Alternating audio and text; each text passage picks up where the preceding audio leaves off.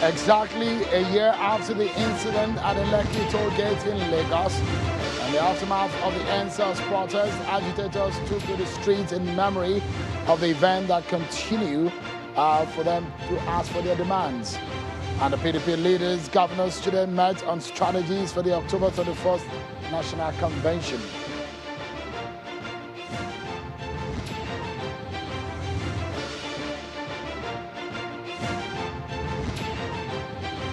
Hello, everyone. Welcome to Politics Today, live on Channels Television. I'm sure Kimale in Abuja, the nation's capital. Tonight, our attention is on what happened a year ago. Just exactly this time last year, the event was unraveling at the toll gate in Lagos. And a year after, the protesters and the agitators are back on the street, not only in Lagos, but in several parts of the country. So tonight, those agitations, have they been some result? What is the outcome? What is the lesson or the lessons that the nation has learned from that incident? We'll touch on those issues tonight on the program. But before we get into that, let's tell you that the President Muhammadu Buhari today had received the Turkish President, Mr. Erdogan, who was a guest at the presidential villa in Abuja, where he met with President Buhari. The Turkish leader has reiterated a promise to use every resource available, including capacity and intelligence sharing, to help Nigeria advance the fight against terrorism. He particularly noted that the Refuelled terrorist organization, the group behind the failed 15 July 2016 coup attempt, which left nearly 300 people dead in Turkey, is still illegally active in Nigeria. The president of Turkey had an interpreter who spoke, and the president, Muhammadu Buhari, also spoke after that meeting. Take a listen to them. As a positive outcome, 8 major agreements, memorandums of understanding on a number of the key sectors, including energy, defense industry, mining, and hydrocarbons, among others, were signed today.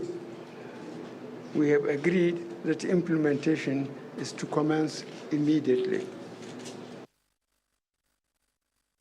This sensitivity that we showcase in fighting terrorism, I hope will be reciprocated by our Nigerian brothers and sisters and our counterparts.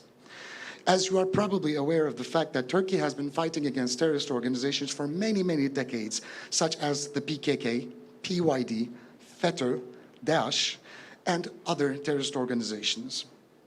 The perpetrator of the heinous failed coup of July the 15th, FETÖ, is still illegally active in Nigeria. And we are continuously sharing our intelligence with the Nigerian interlocutors and authorities.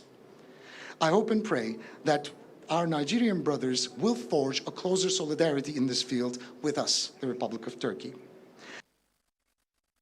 So that is an interpreter to the Turkish president, and of course, President Muhammadu Buhari spoke earlier. That's not our focus tonight. Our focus is on the NSARS protests. If you're in Lagos or Abuja and you saw what happened, you are in Port Harcourt, you are in any part of the country and you saw what happened, the big question we'll be asking, what has become of that agitation? What has government done? Does it make any part of our livelihoods, welfare of the country, of the people, as the security situation, any difference whatsoever? In terms of human rights in this country, what has become of it in the aftermath of the NSARS protests? That's our focus tonight on the program. But we let you see some of your political roundup stories, and we talk about that topic.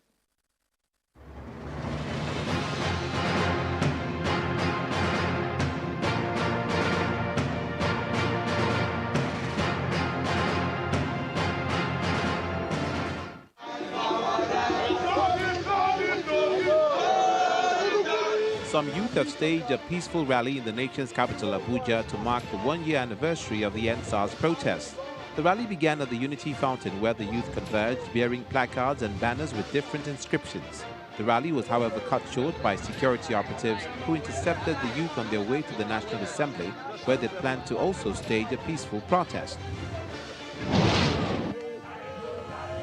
2 young men allegedly shot by security operatives during the NSARS protests in Ekpoma and Auchi, Edo State in October 2020 have appealed to relevant authorities for justice and support that will help them get back to normal life. One of them, Stephen Ohimai, had a leg amputated following the shooting incident, while the other, Miracle Laleno Korea, shot in the hip, has not been able to move the affected leg and is still undergoing treatment.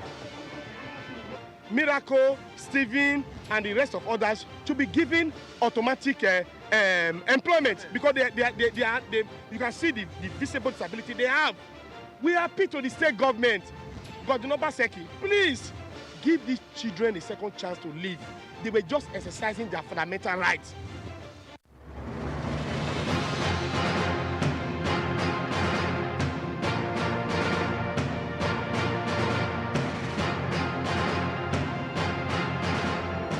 Before we give you some of the details of what we make up of our conversation tonight, let's tell you quickly that the People's Democratic Party, PDP, is warming up for its national convention, which will hold in Abuja at the end of the month. The party has today screened 33 candidates seeking election into the office of the national chairman and other various positions in the party's national convention. The aspirants were examined today in Abuja by the screening committee led by a former Minister of Justice and the Attorney General of the Federation, Mohammed Adoke.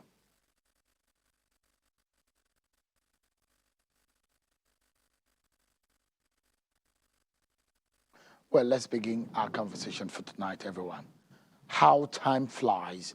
It's a year since this incident that shook the nation at the Lekki toll gate in Lagos, Nigeria, and those who were in the forefront of that protest are not backing down on their demands and are also remembering the incidents and some of what happened they're not happy about, and they're now back on the street. The protesters are back to the same spot, and this time around with some different strategies. Celebrities and youths gather to mark a memorial car procession at the Lekki toll gate in Lagos State. The parade, announced by rapper Faz and comedian Mr. Macaroni, took place amid heavy security presence to commemorate the 1-year anniversary of the NSARS Protests that led to the disbandment of the Special Anti-Robbery Squad, SARS, of the Nigerian police. Is a sum of the sight and sound of that incident today at the Lekki toll gate. Fire. Meanwhile, they are robbing and killing everywhere. You are not opening fire.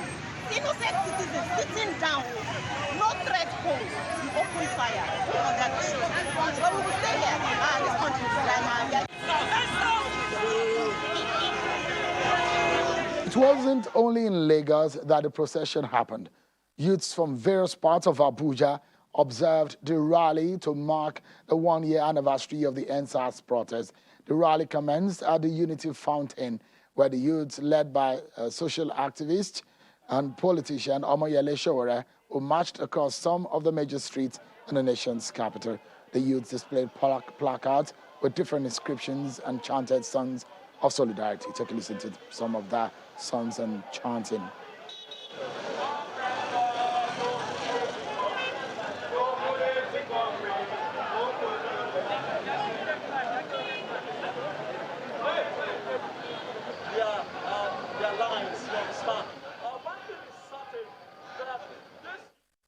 Back to Lagos procession. The police fired tear gas canister at the Lekki toll gate, where celebrities and youths held the memorial car procession in Lagos. Scores of youths, including celebrities, were participating in the parade amid the presence of armed security operatives before they were dispersed. Our correspondents were on the ground, were able to capture that incident where, at the moment where the canisters were fired at the Lekki toll gate earlier today. Where there are also reports that 2 persons are said to have been arrested during the car procession. The police arrested the 2 men amidst the parade. Well, the federal government has been speaking on the ENDSARS movement. The Minister of Information and Culture, Lai Mohammed, claims there is no evidence to show that any protester was killed at the Lekki toll gate on October 20, 2020. He stated this during a press conference held in Abuja as young people took to the street nationwide to mark the first anniversary of the NSARS protests. Mr. Mohammed also faulted the claim by Amnesty International that no fewer than 12 protesters were killed in Lagos by security operatives during the NSARS protests. Take a listen to the minister. With the preponderance of evidence against any massacre at the Lekki toll gate on October 20, 2020, we are once again reiterating what we said a year ago, that one, the military did not shoot at protesters at the Lekki toll gate on October 20, 2020, and there was no massacre at the toll gate. Amnesty International, CNN, and Runaway DJ, and others like them should apologize for misleading the world that there was a massacre at the Lekki toll gate and for portraying the Nigerian military, police, and other security agencies in bad light. Each state, in collaboration with the federal government, shall establish modalities for the settlement of all monetary compensations awarded by the panels. Already as resolved by NEG, a number of states have set up victims' compensation funds, from which several victims have already received payment of sums awarded to them by the panels. NEG called on the leadership of the security agencies to ensure that A, persons recruited into arms-bearing security agencies undergo psychiatric evaluations and drug tests before enlistment and periodically. Piece of information like Mohammed. So tonight, that's our focus, and that's what we're going to be discussing. But the federal government says it is taking some action and active in ensuring that the demands of the protesters are met. Take a look at what some of the things, the actions the government claims that they have made in respect of these agitations. These are some of the what the government said they've done: the disbandment of SARS, broad police reforms, establishment of judicial panels of inquiries to investigate allegations of human rights violations by members of the Nigerian police force and other security agencies. They also claim that in all of what they've set up, there's now execution of the panel recommendation, which includes the setup of victims' compensation funds, prosecution of police personnel indicted by the panels. But there was, through the Human Rights Commission, this is an update on the panels that were supposed to be set up. Out of the 36 states of the Federation, 28 states set up those panels. 11 states so far, from the last report that we got, have submitted those reports. Out of 36 states, 28 set up the panel, 11 states have submitted the panel reports. Let's analyze these issues. I'm being joined tonight by a very senior lawyer, senior advocate of Nigeria, Mr. Emeka Etiaba. He joins us here in the studio. Thank you so much, Mr. Etiaba, for your time tonight. Thank you, Sean. We're going to be getting some legal analysis into the matter and his views on this. Also, we get some security views. A former director of the DSS, Mr. Dennis Amakri, he joins us from the U.S. virtually. Thank you so much, Mr. Amakri, for your time tonight. I guess we should begin from our Lagos studio here. Abuja studio. In our Abuja studio, probably. Somehow Lagos is still on my mind. What a day it is. Are you surprised that the young Nigerians are back on the street? Sure, I'm not surprised that young Nigerians are back on the street because nothing has changed. Nothing has changed, and I didn't expect much to change for the reason that Nigerians have very short memory, extremely short memory. Nothing has changed. You remember in 1998, when the then president, civilian president, Abuja, had actually conquered the entire polity. Everybody had ordained him the civilian president of Nigeria. But unfortunately for him, on the 8th day of June, he died. And I remember that day, Nigerians were like, oh, So the scripture is true. So it is true that God is the one who gives power, not man. You know, in Psalm 62:11, the Bible says that power belongs to God. It was demonstrated on that day. So we were all in awe of the word of God and in reality of what we saw. I remember that day, I was in my office and CNN was beaming the news of the death of the president. And I was shocked. And a few days after, Nigerians forgot what God did in Nigeria. And it was business as usual. The same thing has happened with NSARS. On the beginning of NSARS, everybody stood still for the campaign. The youth were on the street. And obviously, the youth overwhelmed the security forces because they were a step ahead of the security forces. And eventually, the government was jolted, and the government, from the federal to the state governments, made up their minds that something has to cave in. And of course, SARS was ended. It was replaced by SWAT or whatever. And then you ask yourself, what really has changed in the police force? Has there been any reorientation? Is it just by change of name? What is that change worth in Nigeria? Are people not being killed every day by police? Just yesterday, I saw the social media reportage of some passengers at Okene in Kogi State. They were traveling, and police stopped them, and one of the passengers or one of the drivers, one of them, was actually escorted by a policeman to a nearby POS machine, where the passenger withdrew 24,000 and gave to the policeman before they could be let go. It's still the police, so nothing has changed. I mean, the issue of police brutality, yes, and excessiveness, yes, of the police officials. I mean, we saw what happened with the issue of Floyd, yes, the young man that was that had the policeman with his nails on his neck, and it became a global outrage. Yes. So it's not only in Nigeria that in the UK we see police overstepping their bounds.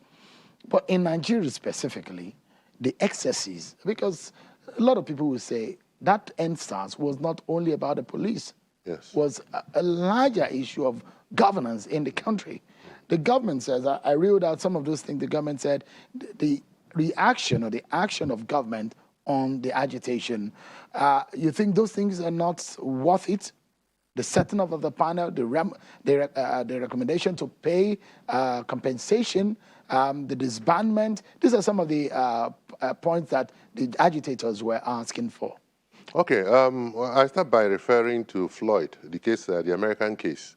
You realize that each time such a thing happened in America, within 30 days, prosecution will start, and they will even beam it live. The prosecution will be live over the television, and people see, police officers see how those reckless officers end up. It has not happened more than a year after. No policeman has been prosecuted, known to me, in any court. That's number one. Number two, I wouldn't like the federal government to take the glory of what obtains in states, because states are federating units, and they are in control of their own operations. In Lagos, the panels have done well.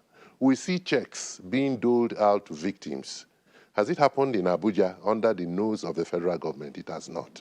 Has it happened in many other states? It has not. The record is that 28 states set up the panels. How many have submitted report? 11. Out of the 11, really, what are the reports? Were compensations paid? While the reports are yet to be made open, the Minister for Information tells us that nobody was killed at the toll gate in Lagos. He's preempting a panel that has not submitted its report. The Lagos panel has not submitted its report. I hope you are aware of it. Mm-hmm. And the minister in Abuja says nobody died there. So what's the essence of setting up that panel? If the minister will see it here, suo motu on his own, deliver judgment.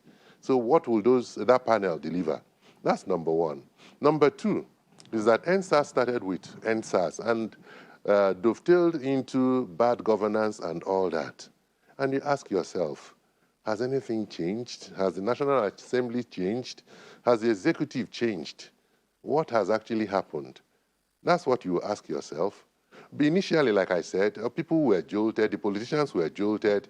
People knew that revolution could happen in this country. I mean, this time last year, everybody knew that we were close to a revolution. But for God's sake, everybody has forgotten, and it's business as usual. So there was a big lesson. There ought to be a big lesson. But have we learned from it? I No. mean, as a people, not as a, I mean, I'm not talking about government now, because there's a lesson for the government to learn. Yes. But for the people, is there a lesson? For the people, there's a lesson. And what would The that be? lesson is that every day could be for the thief, but one day is for the owner. The owner is just the masses. And they spoke, and they can still speak. They can still speak. As we are today, those guys can still mobilize and do more. They had not gotten to their wits' end. Remember how they were scuttled? Suddenly, some miscreants were introduced into the mix. And you can begin to imagine where the miscreants were coming from, just to begin to mess up the vision and the operations of the NSARS. That's what happened. All right. Let me get, because government will tell you that they're working and they're doing, they're reacting to some of these issues. The Director General of the Nigerian Orientation Agency, Mr. Abari, he joins us now virtually. Thank you so much, Mr. Abari, for joining us. There are big questions on issues of governance that have been raised. Oh, I can see Mr. Amakri there. But I'd like to talk to Mr. Abari, the DG NOA, if we have him now. Because there are questions on issues of governance that have been raised. The question is whether or not the government is aware, and that orientation is there, that some of the agitations of the people have been listened to and have been acted upon. Thank you, Sean. Very good evening. I think let's put it in the context. First and foremost, we have to understand the environment, the nature of the environment in which we all are operating. Government is very much aware of the agitation and the nature of it, and definitely a lot of actions have been put in place. First and foremost, even before the NSARS protest started, the government had started on putting in place reform measures to address human rights abuses, expand the frontiers of human rights practice, put in practice the administrative of justice and criminal act law in place. And of course, one of the concerns of government, even before the end of SARS, the beginning of the protest, was a gradual but sustained police reform, so that it can be in sync with modern practices and the global best practices. So to a very large extent, I would want to say that government is aware, government is working on the areas that have brought about the agitation in the first instance, but it is still work in progress, because this is governance issues. There are many issues that can be done through legislation, issues that can be addressed through administrative fiat, issues that can be addressed through constitutional amendment, and all of this definitely cannot be a one-off thing showed. So within the context of how these three layers can be brought to effect: constitutional amendment, legislative action, administrative action, government is responding to all of this accordingly and appropriately.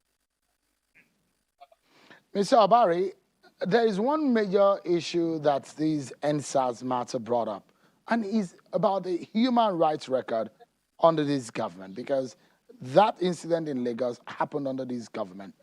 And yet again, we see the behavior of police officers, security agents, in the conduct of administering citizens in the protest situation. And it calls question to what and how the government take the issue of human rights. You've heard what Amnesty International said and other global agencies about the human rights record. Is his government worried about those kind of records and the reputation that he has? I am not sure actually what informs many of the perception, because a lot of it is based on perception. But the reality of the situation is that government is working towards issues of human rights. And like I have told you, it is something that cannot be done in a single day. It's something which has to take time, and in the process of ensuring that the respect of rights of the citizens is given utmost priority, government is not lacking and it's not actually caught napping. Now, take the issue of what the NSARS protesters actually were asking about, and police brutality. And I have alluded to the fact that even before it was asked for, government has commenced reform measures to get the police reformed, capacitated, create an enabling environment for it to work. But I would also want you to understand that the political environment, the cultural environment, the traditional environment, all of this must have to, even the religious environment, all of this have to be taken into collectively, cumulatively, in order to bring about the needed reform measures, not only of police brutality, but in the Mr. Abari, apologies to cut in. The question I asked about the human rights record of this of the government, I mean, you said that most of it is based on perception, but let's put it in a practical term. If someone is perceived as a thief and you are not a thief, would you be worried? And that's the question I was asking. Is this government worried about its human rights perception or the record that it has as a government on issue of human rights? It is and absolutely the question that those allegations that the government of the day is intolerant. Is the government treating or dealing with that situation? And in what practical terms can you tell us that the government is living up to those kind of working against those kind of perception, if you say it is perception and if it's not reality? I want to say, first and foremost, government is concerned about all this. That is one. And because it is concerned, it is also taking proactive measures to address this concern. And the proactive measures that government is taking to address this concern is exactly some of the issues that I have already outlined. So in terms of the human rights record, you're talking specifically about NSARS protests. But human rights records, it goes beyond police brutality. It goes... Come again? So many on issue of human rights. So, I mean, what can you tell the world or what can you tell Nigerians that you are doing differently as a government to work against such perception? Because it's not only Nigerian government that has this perception. If you say it's perception, it's the nation at large.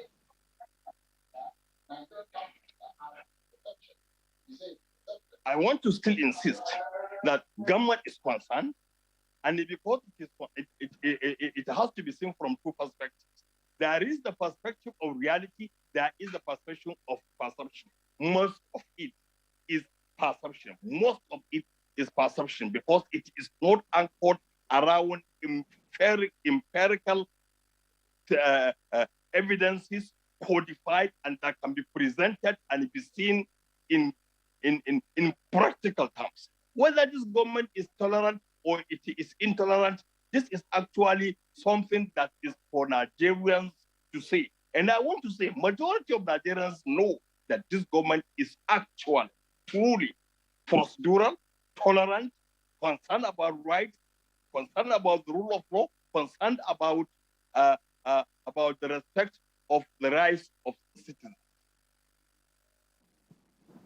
All right, we're due for a break.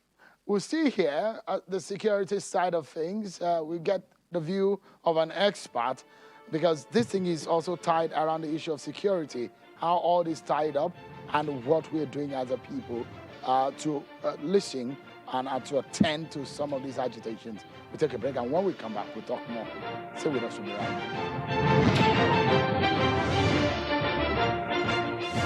Thank you so much, everyone, for staying with us. It's a year since the NSARS protest incident happened at the toll gate in Lagos, Nigeria, and Nigerians have taken to the street in memorial of that incident, where allegations of shooting against protesters were made.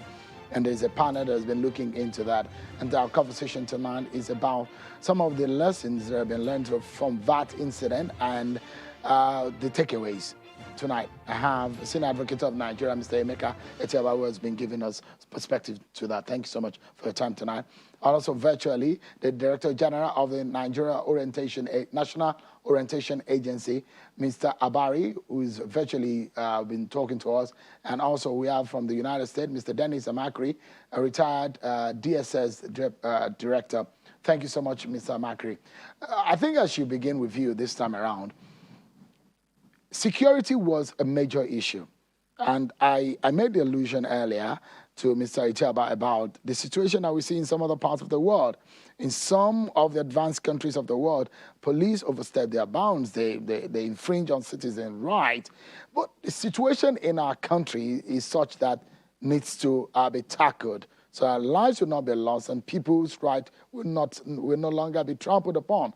If there is a group of police officers brought together to see to the rights of citizens, they should not be seen to be trampling on them. But from your own point of view, do you think anything has changed since last year? Thank you very much, Sean, for this opportunity. You know, we cannot continue to look at what is happening with a wave of the hand. So let me break it down, because when you look at it, sometimes people will say government. And when they say government, who are we actually referring to? Because when you look at it, you will know that at the very apex of government, there are certain things that have come up. In the executive, they've come up with the national security strategy.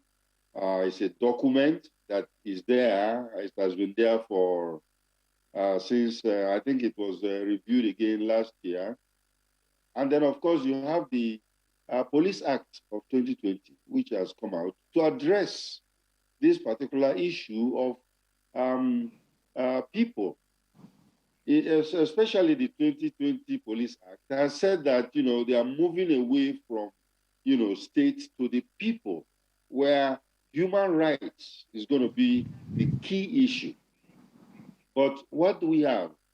Those documents are there, but when you take it all the way down to the streets, you find out that the executors of those documents are not actually doing what the document is saying.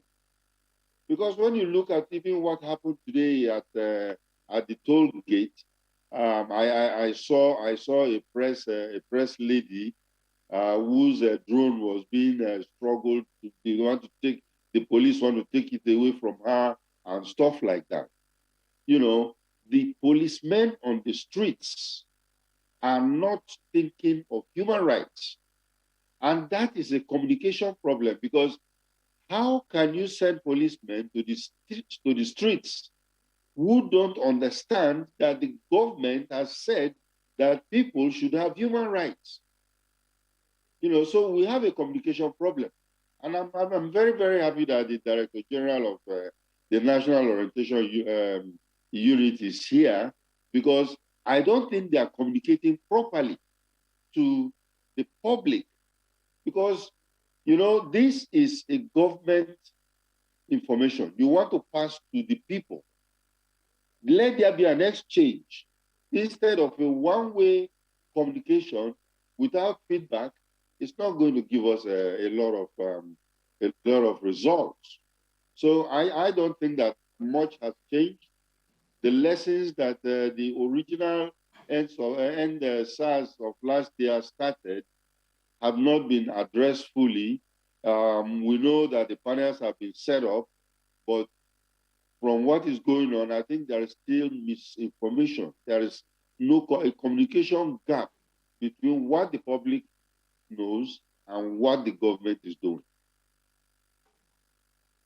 Let's look at the job of the police as it's been done in Nigeria. There's a friend of mine who came into the country who said to me, what's happening at the airport? He saw the police officer bearing AK-47, and he thought that there was a war situation. You're a security, you are in the US, so you perhaps understand an average Nigerian may not even get it. We are used to it, seeing the kind of arms the police officers bear. If you listen to some of the reports or the allegations by the victims of SARS, some of them will say that they see laptops with them and they call them names of fraudulent people. They arrest them, they incarcerate them. There's some of the allegations that crop up in the activities of the police force. What can you tell us about what is globally acceptable standard of policing and what we're seeing in Nigeria? Okay, yeah, thank you for that question. You know, when you look, like you mentioned, if you see military or policemen with arms, it means that, you know, because if you are going to put on alert levels, you have level 1, level 2, level 3, level 4, like that. And when you graduate those levels, there is a level where the military or in fact, the police, first of all, will come in. And when the police comes in, if they are being overwhelmed, then the military will come in. And those kinds of alert level have certain consequences in the society, whereby either companies are going to evacuate their workers, people are asked to stay at home, you know. But here, like you said, we are used to it. So you find out policemen, even in the airport, carrying guns, AK-47s. And for a visitor who is coming from another kind of culture, will think that, oh, is there an emergency? Because that question has been asked to me before when I was working in an oil industry. You know, is there an emergency? Do we have to go back? Because people are carrying guns here, you know. But these are the things. If we are going to follow international best practices, then we have to address those things properly so that people will know. When you give guns to people or policemen, like your guest in the studio has said, you know what happened the other day in Kogi State, where a policeman was stopping a vehicle, took somebody to the ATM, collect money and came back. And these were the things, the police brutality that the first NSARS was addressing. And the police went ahead to do something about it, but I think they stopped halfway. Because when we think about even the SWAT that they want to train, I don't think they are training them very well or funding them properly. Because SWAT actually means special weapons and tactics. Now, are they giving the special weapons? Are they trained in those tactics that will make them specialized? And they don't come out all the time. They don't go and set up, what they call it, roadblocks. They are called out only when there is a serious problem, like kidnapping or a very serious, you know, national problem. And they will come in there, do their work within an hour, and they are back, and you don't see them on the streets again. So if that is what we are trying to copy, we've not done a good job. And we still have this police brutality. That means we don't have a communication going on between the people and the police. Because the first NSARS taught us 2 lessons. The police was taught that the civilians or the populace is their boss. They are supposed to be servicing the public. And the public also realized a lesson that they cannot do without the police. Because if you remember, the police withdrew immediately after the NSARS. And people were actually, you know, the miscreants have taken over, armed robbers were taking over, and these people were shouting for the police to return. So these are the things we're supposed to learn and synergize it. If we don't, then we are still marking our time. Let me bring in some legal issues again. In the case of All Nigeria's People's Party, ANPP, and others versus the Inspector General of Police and the Federal High Court, there was a judgment that its lordship gave on the position of getting permit for protest. Section 39, Section 40 of the Nigerian Constitution, Article 11 of the African Charter and human rights laws states on how protests can be carried out, even our jurisdiction here, based on the precedents of law and in the sections of our ground norm. What do you think is happening, or what do you think? Because the police said that the protesters should not come out, and they're saying it in the backdrop of what happened the other time when miscreants took over. They were appealing to them that they should not go out on the street. How do we balance this in the eye of the law and also in the practicality of the job of the police? Yeah, Sean, we really have to be serious in Nigeria, and we really have to tell ourselves the truth. I'll answer your question, and then I'll go back to Mr. Barry's contribution to the discourse tonight. I don't think the police is correct to say that they will determine when a rally will take place and when it will not take place, and talk about in the interest of peace and all that and all that. The law is extant, is settled in Nigeria, that the police is not in a position to authorize or decline consent for a rally to take place. The only reason why their consent is sought, not even consent, but notification given, is for them to know that there will be a rally somewhere, so they can be around. So there's no need to even inform the police? There's no need to inform them. As a citizen, you have the right to be on the street. Oh, yes, that is the position. It is settled. Supreme Court has settled it, you know. If you want to rely on what happened on the NSARS rallies and protests, then you're not telling yourself the truth, because you know that those miscreants that fomented trouble were not part of the NSARS youth that were protesting. The NSARS youth were protesting. They were very organized. They were systematic. They were feeding themselves. They were getting funding, which, of course, triggered some curiosity on the government side. But there was no violence. So let no policeman say because of likely breakdown of breakdown of life, property, disturbance and all that, that they want to come in or they will not permit. It is not in their place to permit. That is wrong. And so I want to comment on what Mr. Barry said.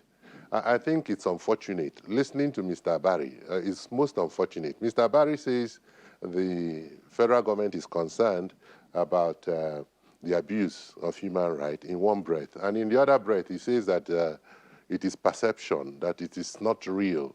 So which one do I take from him? And we all know that it is real.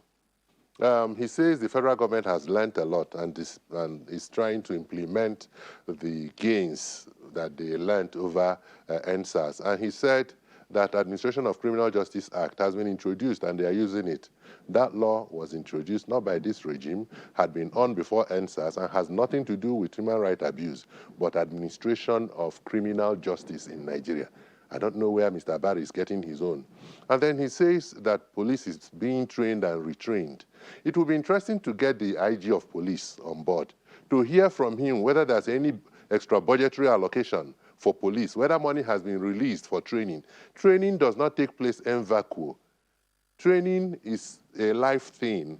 You bring money, you budget money, money is released to police, police will use it to bring in people who will train their people, bring in facilities and all that. Since the end of SARS, police has not been given any extra budgetary allocation for any training. So why would anybody insinuate that trainings are going on, reorientation is going on? That cannot be true, and it's not true. And so let's know how far we go with propaganda. That is not right. And this is part of the problem the youth has. Who are the youth that we are talking about? Men in their 30s and 40s. the men who were major generals who ruled this country in their late 30s and 40s. And our people today who are in their 40s are called youth. What Mr. Barry has told us today, those youth are the ones that are supposed to be in that office telling Nigerians, and they will be more articulate than what you heard Mr. Barry tell Nigerians tonight. So, I mean, in essence, because he was responding to the issue of human rights record, and I asked him whether the government is bothered about it and the allegations that the human rights under this government is bad. And so that was his response. You're a lawyer. Yes. My view is very simple.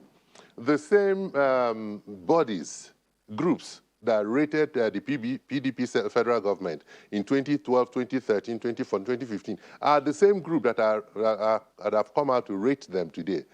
On those years when they were opposition, they were happy with those ratings. Today, they are discountenancing it. Oh, it is not real. They are bought over. They are this, they are that. But the good thing about history is that the players of today will not be the people that will write the history of today. Posterity will write the history of today. So Lai Mohammed, the Minister of Information, will not write the history of Nigeria for today or during his era. Posterity will write it. So no matter what they tell Nigerians, history is being recorded for them. History has recorded Jonathan regime, Obasanjo regime. It wasn't the ministers of those days that recorded it. Whatever is going on today is being recorded. And of course, we'll read it. Our children will read it. Our children's children. Do you agree with those reports that the government of the day is dismissing? They're dismissing those reports that human rights record is not well assessed.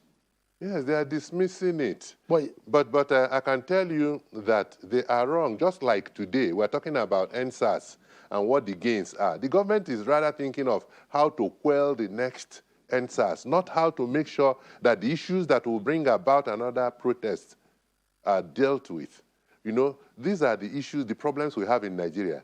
While government is making sure that they put things in place to ensure that any rally is crushed, the government is not thinking of how do we conduct our daily business to the satisfaction of the youth so that they will not be agitating. If you had a power, and at the time the NSARS, with the benefit of hindsight now, if you were the president, for example, what would you have done differently to handle this situation? I would have invited these youth to a round table and then listen to them. But they said they don't want any leader. They said they were rudderless, they were leaderless. They don't want leader. It's a diffused organization where they don't want any. At every point that people represented them, they refused because they don't want anybody to be bought over. How would you handle that? No, they're not faceless. These are people that we know. All that happened was that they came together. They didn't have a spokesman. They didn't have a structured leadership. But of course, they are known. These people they are known. We saw them tonight. I saw Yemi tonight. Yemi could have been invited to a meeting. Will she say she will not come? Will you be the one that is calling for an end to something and you're invited to come and so that the heads will be put together and you say you will not come? It's not true. These people are known. They are not unknown protesters. They are known. I know a few of them. I saw them tonight on the screen. On the screen. So what I would do if I was the president of this country is to get them together. I don't even need to listen to them. I don't even need to bring them to Abuja because they have submitted their position. Look at the position and then see how you can diffuse a bit of the problems in the country. The heat is so much.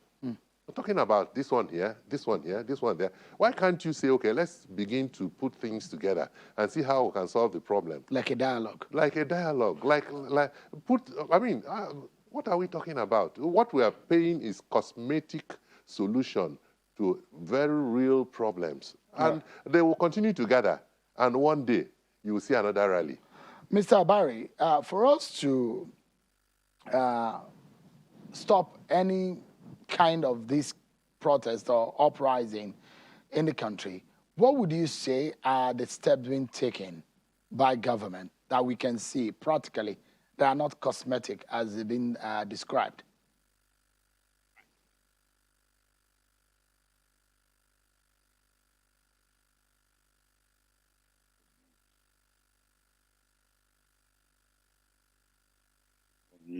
Mr. Buhari, it does look like you have muted yourself. If you can unmute so that we can hear you. I know you've been speaking, but unmute yourself and Yes, start okay. from the very top. I'm responding. Let me respond quickly to Mr. Itiaba. That government doesn't have to go out and bring the Mr. Itiabas to know what it is doing and what it is not doing. What government is doing is actually within the value of its responsibility as an elected government. So it is not actually for the likes of Itiaba to know whether there is a budgetary allocation for the police to train and to perform its functions and not to perform its functions. But let me say here to your question directly, what we require more than any other thing else is good governance. Good governance at all levels. Good governance at all levels. And of course, this good governance, especially in a democratic society, is all about the intangibles. It's about respect for human rights. It's about respect for free speech. It's about respect for free association. It's about respect for freedom of worship and what have you. If there is no democratic government, and God forbid that there wouldn't be any, wouldn't there be an alternative government that can provide water and electricity and the health care and the schools and what have you? You know, but why are we all disdainful of military regimes? Simply because of their onslaught on the rights of the people. So what I'm saying therefore is all these intangibles that people actually do not pay so much attention to is what we should and this is exactly what this government is doing, ensuring that there is good governance at all levels. Mr. Itiaba, what have you done in your state, for example, to hold accountable the elected chairman in your local government? What have you done to hold to account your chair, the governor of your state? What have you done? I am sure what you are saying about the president and the institutions of state that the president is presiding over, you wouldn't go and do it in your state. Now, these are the kind of problems we are having with our elite who are always on television talking about, because this is actually the problem. We must insist on good governance, and this is something which every citizen must be involved in doing. Every citizen, not only government. We must learn to hold people to account, whether elected or appointed. We must hold them to account. But we also must have to take responsibility for such of the behaviors of our elected officials, because we are the kind of people who let me go to Mr. them, Amakri as we wrap up now.